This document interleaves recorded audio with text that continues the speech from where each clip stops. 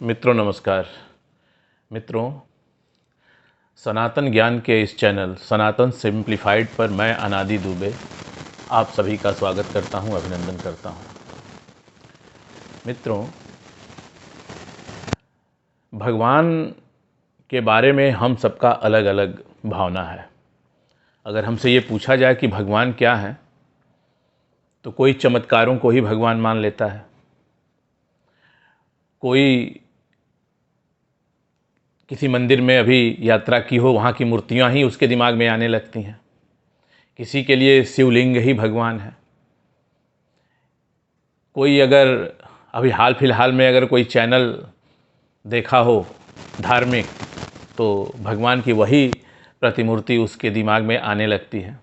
बहुत से लोग ऐसे भी हैं जो भगवान की सत्ता को स्वीकार ही नहीं करते। लेकिन मित्रों, भगवान को नहीं मानने में फ़ायदा तो बिल्कुल भी नहीं है, लेकिन नुकसान बहुत ज़्यादा है। क्योंकि जैसे ही हम उस अलौकिक सत्ता को नकारते हैं, तो उससे पहले ही हम अपने अहंकार को, अपने मैं को बहुत अधिक बढ़ा चुके होते हैं। जब हमारा अहंकार एक सीमा को पार कर जाता है, हम समझते हैं कि हमारी शक्तियाँ भी अपार हैं और जो हूँ वो मैं ही हूँ, उसके बाद भगवान की सत्ता को हम नकारना शुरू करते हैं। और अगर देखा जाए तो मानव के नियंत्रण में कुछ भी नहीं है।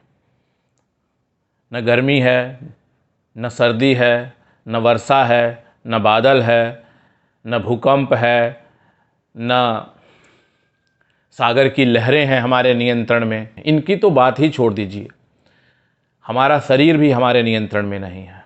हमारी इच्छाएं, हमारी कामनाएं, हमारी इंद्रियां, कुछ भी हमारे नियंत्रण में नहीं है।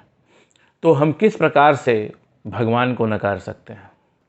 तो अगर भगवान की सत्ता को स्वीकार करना है, तो सबसे पहले तो अहंकार को मिटाना होगा। और अहंकार को मिटाने का सबसे अच्छा तरीका ये है कि ब्रह्मांड के बारे में, ब्रह्मांड के विस्तार के बारे में सोचना और उसके सापेक्ष अपने आप को रखना। तो हम क्या हैं? हम इस पृथ्वी पर एक जीव हैं। और हमारी पृथ्वी क्या है? हमारी पृथ्वी हमारे सौर मंडल का एक मध्यम आकार का ग्रह है। और इस तरह के 9 ग्रह हमारे सूर्य की परिक्रमा कर रहे हैं। और ये जो 9 ग्रहों का द्रव्यमान है, अगर आप उसको मिला दीजिए तो ये सूर्य का मात्र 3% ही बनता है। और जो हमारा सूर्य है, वो जो हमारी आकाश गंगा है, उसके अनगिनत तारों में एक मध्यम आकार का तारा है। और ये सभी तारे हमारी जो आकाश गंगा है, उसके केंद्र बिंदु का चक्कर लगा रहे हैं। और ऐसी अनगिनत आकाश गंगाएं भी किसी एक बिंदु का चक्कर लगा रही हैं। तो अगर हम परमात्मा की बात करें तो वही बिंदु परमात्मा है। हम कह सकते हैं कि वही बिंदु परमात्मा है, उसकी शक्ति की अगर हम बात करें तो। और आप इस ब्रह्मांड के सापेक्ष जब हमारी पृथ्वी का ही अस्तित्व एक कण के बराबर ही नहीं है, तो उसमें हमारा अस्तित्व फिर क्या है? फिर हमारे पास अहंकार के लिए क्या बचता है? तो इस संपूर्ण ब्रह्मांड में हर चीज किसी का चक्कर लगा रही है।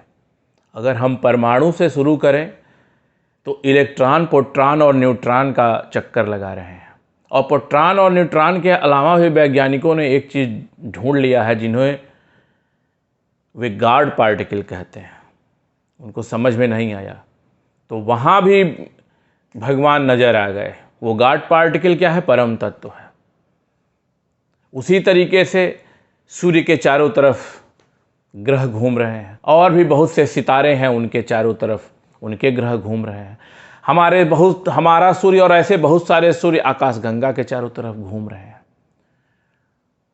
तो जो मेरी एक समझ इस बारे में बनी है, वो ये है कि भगवान के पास ऐसी शक्ति है कि वो परमाणु को सौरमंडल में, परमाणु को गैलेक्सीज में, या परमाणु को ब्रह्मांड में परिवर्तित कर सकते हैं। और ब्रह्मांड को एक परमाणु में परिवर्तित कर सकते हैं। ये भगवान की शक्ति है। क्योंकि अगर आप उनका मूल देखते हैं तो प्रोटॉन न्यूट्रॉन बीच में है और इलेक्ट्रॉन उसके चारों तरफ चक्कर लगा रहे हैं।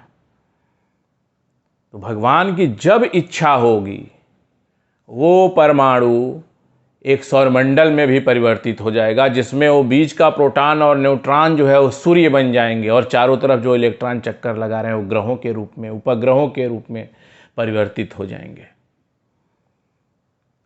तो ये है भगवान की शक्ति। जब कोई सूर्य समाप्त होता है तो पहले उसका विस्तार होता है, वो सब ग्रहों को इकट्ठा करके समेट लेता है और फिर उसके बाद वो संकुचित होकर ब्लैक होल में परिवर्तित हो जाता है।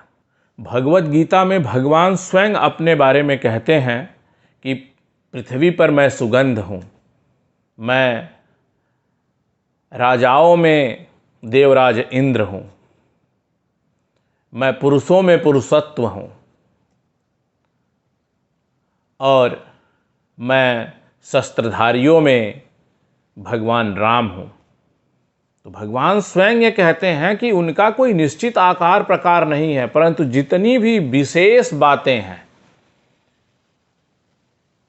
इस संसार में, जितनी भी विशेष बातें हैं या इस ब्रह्मांड में जो भी कुछ विशेष है वो सब भगवान के कारण ही है। वो भगवान ही हैं जो हमारे शरीर से निकल जाते हैं, वो परम तत्व तो हमारे शरीर से निकलते ही, वो जिसको हम प्राण कहते हैं, हम निस्तेज होके निढाल होके गिर जाते हैं। तो भगवान की अगर हम कल्पना करते हैं तो सब कुछ भगवान में है और सब में भगवान है, इस तरीके से हम कह सकते हैं।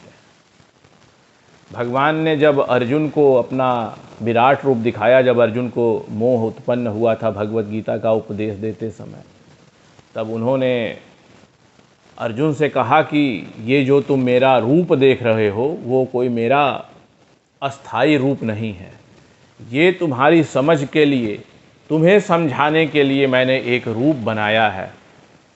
भगवान ने वो रूप इसलिए बनाया था ताकि अर्जुन को वो भगवान के स्वरूप के बारे में समझा सके। तो अर्जुन ने क्या देखा कि सारे ग्रह नक्षत्र भगवान के अंदर ही उन्होंने देखा और उन्होंने देखा कि सारी कौरव सेना भगवान के मुंह में समा रही है और उन्होंने कौरव महारथियों को मृतक देखा, मरा हुआ देखा। सूर्य, चंद्रमा, नक्षत्र सब भगवान के अंदर उन्होंने देखा। तो भगवान ने जो उनको दिखाना चाहा वो यही दिखाना चाहा कि सब कुछ ईश्वर के अंदर ही है। तो ईश्वर सूक्ष्मता की भी पराकाष्ठा है और विराटता की भी पराकाष्ठा है और उनकी महिमा सिर्फ वही जानते हैं। और हमारे जैसे लोगों को फिर सिर्फ हम एक ही काम कर सकते हैं कि उनके बताए हुए रास्ते पर चल सकते हैं। जो उन्होंने भगवत गीता के माध्यम से हमें बताया है उसी को सत्य मानकर चलने में ही हमारा कल्याण है। हर जगह विज्ञान के माध्यम से भगवान को समझने का प्रयास करना शायद हमारी भूल है।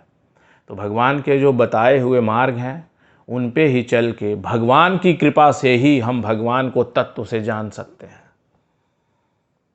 तो मित्रों, अभी के लिए बस इतना ही। बहुत जल्दी ही एक नए विषय के साथ मैं आपके समक्ष पुनः उपस्थित हो जाऊंगा। तब तक के लिए मुझे आज्ञा दीजिए। धन्यवाद।